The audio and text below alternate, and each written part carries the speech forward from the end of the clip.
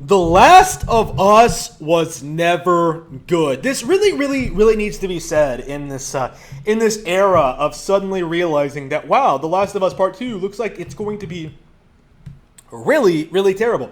This really needs to be said. I felt this way since the first game came out in June of 2013. I was very vocal about it then, and remain so now. The Last of Us was one of the most overrated games I think I've ever seen in my life. Certainly the most overrated game on the PlayStation, one of the most overrated games of the generation. But my belief is that it might have been one of the most overhyped games of all time. And it sort of led to this really bizarre scenario in which, for a period of an uncomfortably long time, like 7 years, Naughty Dog was seen as like being pushed by the games media as being one of the industry's best developers. Yeah, like, fuck Nintendo, fuck Monolith Soft, fuck Platinum Games, fuck like Next Level Games, fuck like, I don't know, like everyone else, Square Enix, Capcom, Konami. Fuck all of those people. Naughty Dog and their mediocre platforming trilogy, their mediocre Banjo-Kazooie trilogy, Banjo-Kazooie clone trilogy, their clunky third-person shooter trilogy, and their stealth survival horror movie game, or somehow the greatest things ever, like better than Mario. Ooh, what's Mario? What's that? Oh, fuck games like Skyward Sword, Pandora's Tower, Little King Story, Wii Sports Resort. Oh no. Animal Crossing New Leaf. Oh no. The Last of Us. That is the greatest game ever made. Right? The Last of Us is the greatest game of all time. The Last of Us is one of the most genre-defining, exciting, fresh, new experiences ever. It is a compelling work of art. Nothing can match it. There has never been a zombie game as compelling as this game where you escort a girl through hostile territory. There has never been a game like that, ever. Not in all of the Nintendo GameCube library, not in all of the Resident Evil franchise, certainly not Resident Evil 4. Like, Resident Evil 4 certainly didn't do what The Last of Us did, but like a million times better. No, The Last of Us is a completely original new IP with a compelling storyline that's worthy of winning an Oscar. Complete nonsense. Like, complete nonsense from the onset. Like, and it only really got worse with time because again, Sony tried their best to milk the shit out of this success, this game, right? Like, they copied the formula, pasted it into other games, most notably God of War 2018. They tried to push this meme that Naughty Dog is this like stellar developer, and at the end of the day, they couldn't even put a sequel out if these Last of Us Part 2 leaks were any indication. Like, the Last of Us hype was so fake. Like, seriously, probably the fakest thing I've ever seen in my life. Like, just Google like something like The Last of Us. Oh shit, The Last of Us is the best game ever, and see what you get. The Last of Us is the best game ever made, according to Sony. Yeah, that's a really good way to put it. The best game ever made, it's an impossible question for some. Tech giants at Sony have taken it upon themselves to answer one of life's biggest mysteries, and they only see one clear winner. The recent tweet crowned Naughty Dog's The Last of Us as the #1 video game of all time, and it's sure to rattle a few Xbox cages. Why isn't this ever brought up? Like, when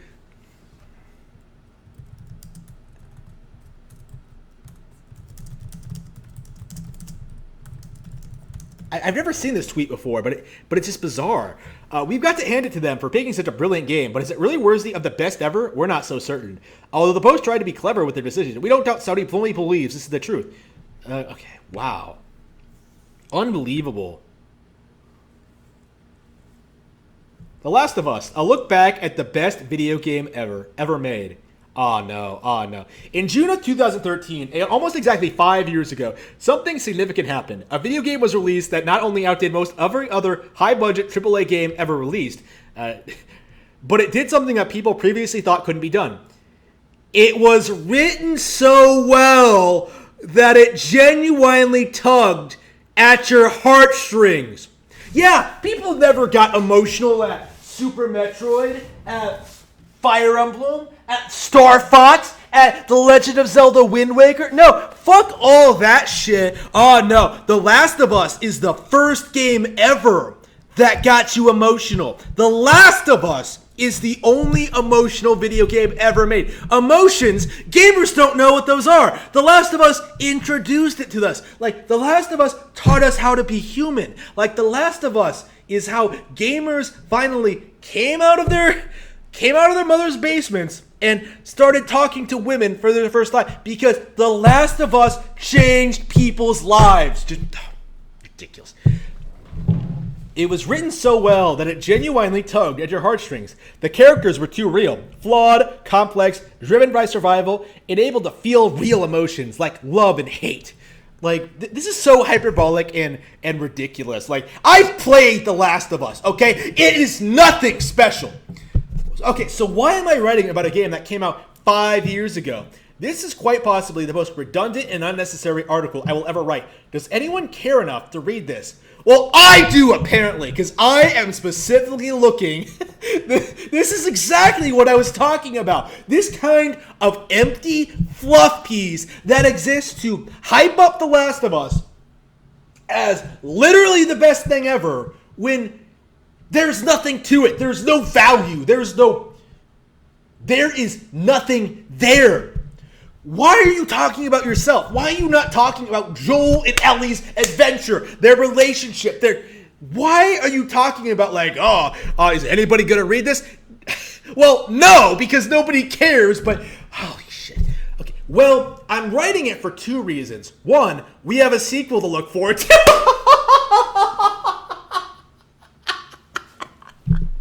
Oh man, this is going to be great. This is going to be a great read. Holy shit. It's still a year away.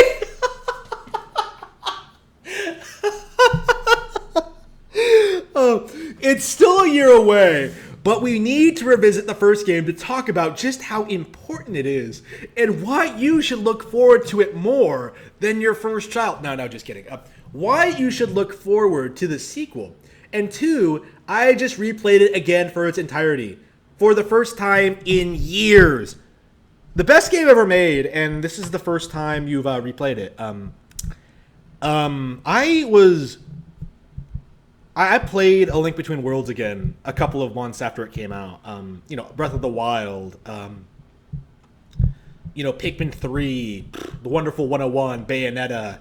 All these games back here, Star Fox Zero, I just played the other day. Three Houses, Pokemon, never stopped playing any of these Pokemon games.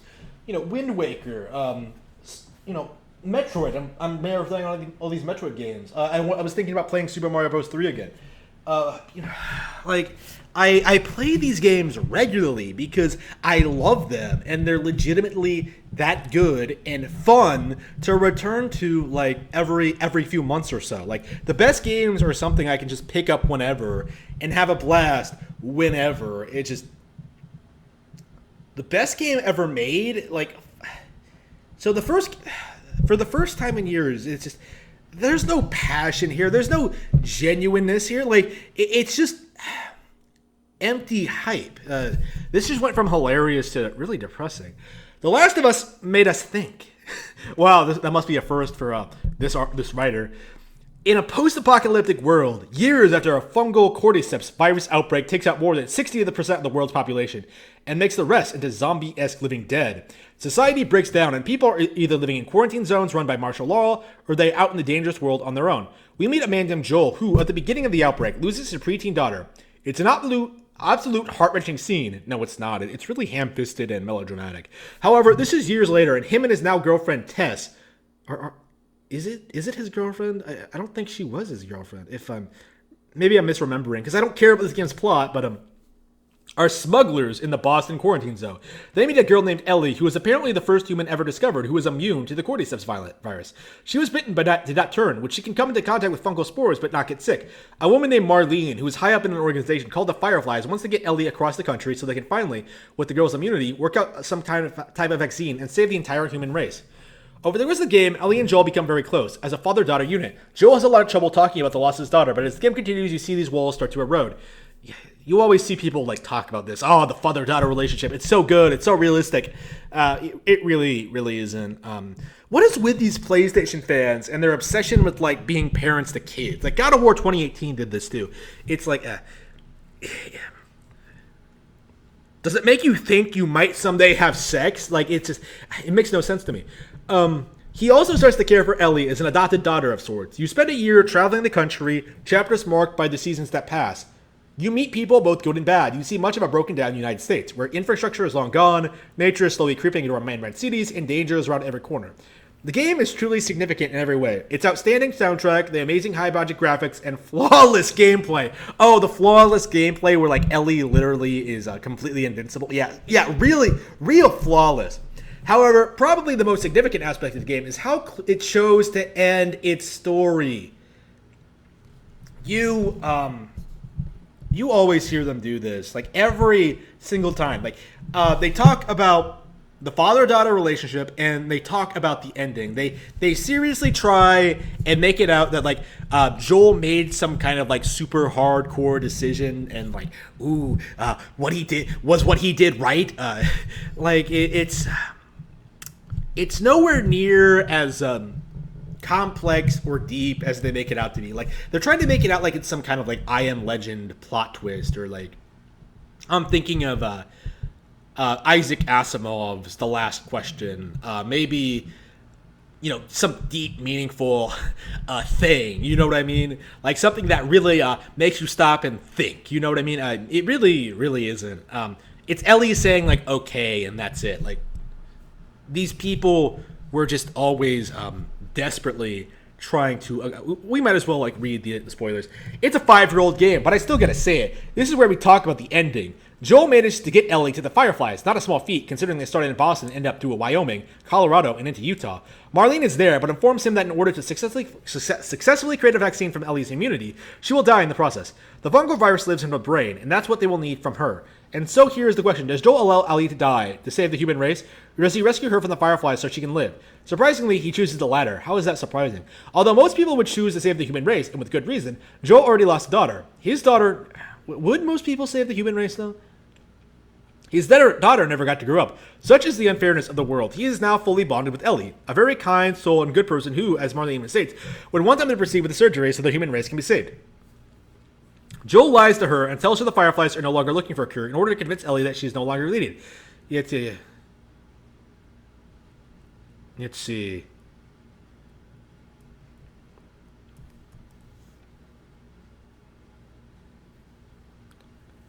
Write a story fit for a novel or a Hollywood movie. Yeah, read more hot novels. Even for Hollywood, this is lame. You know what I mean? It's awfully generic. The game created a benchmark in the gaming industry that will be hard to live up to, and it will be talked about 20, 30 years from now. Rightfully so. Its brilliance will hopefully be outshadowed by its sequel, The Last of Us 2, in 2019, and it cannot come soon enough. Oh, wow. That will be talked about 20, 30 years from now. Yeah, at the rate it's going, I don't think it's going to last 10. To be completely honest with you. I think The Last of Us Part 2 is going to be the end of it. Going by what we've seen, I think this is going to kill all enthusiasm the IP has. It's going to be Games of Thrones, right? When you put out, a bad product like this, it's going to kill the original. And, people are going to stop caring. And with that... I don't think it'll be talked about 10 years from now. It kind of died down already. It was always kind of a joke on message boards about how game journalists tried to shill it so much. But it's gonna go. Jack and Daxter, came out in 2001. That's not 10 years old yet. That's not 20 years old yet. No one's talking about that. No one's seriously asking for a Jack reboot or a Crash re-release. No. It's just. They failed. When you get right down to it, they failed to make this into a video game franchise. The Last of Us Part 2 killed it, and I don't think there's going to be a part three. Like they can't salvage it. Like literally the two things that people hype up all the time, the characters and the ending, ruined by The Last of Us Part Two. And I do think that's the main reason it's going to fail. Like, of course, people who hate the game anyway, like me, we're never going to buy it anyway, of course. But then, like, people who legitimately were plebs, big enough plebs to like the game in the first place, they're going to be pissed because they don't get what they want. And it's just... This could be the beginning of the end of PlayStation. Certainly the beginning of the end of the narrative that Naughty Dog is one of the best developers in the video game industry, which I mentioned in the other video I made today was also completely false. It's kind of nice to go full circle. I became a hardcore Nintendo fan around the time this game came out, and I've become a successful YouTuber now. It's just I've become successful in the amount of time I've done so much with my life in the amount of time it's taken for this game to come out, and it's kind of gratifying in a way to see how far I've come and to see how far Sony and Naughty Dog have fallen to the point where, like, I don't think anyone is going to take them seriously. I am just in shock. I am in awe. I am just downright horrified at just I am very, very excited about what we're going to see from this situation going forward. The Last of Us Part 2 is a disaster. That can't be argued at this point. But I feel as if more than that, I think the original is going to be forgotten as well. And I think that's for the best. Like, it was never a good game to begin with, and it getting pushed out of the way in order to make way for better games that came out around that period. Animal Crossing New Leaf, Fire Emblem Awakening, Legend of Zelda: A Link Between Worlds, even Super Mario 3D World. Like, all of them, The Wonderful 101, like, all of them stand heads and shoulders above The Last of Us in their own unique ways and deserve the attention and deserve to be talked about and deserve to be praised far more so than The Last of Us ever did. And that makes me really happy. With The Last of Us, losing its credibility, a new, better game can take its place. And that's all I ever wanted to see from the industry. To see good games get the praise and attention that they deserve.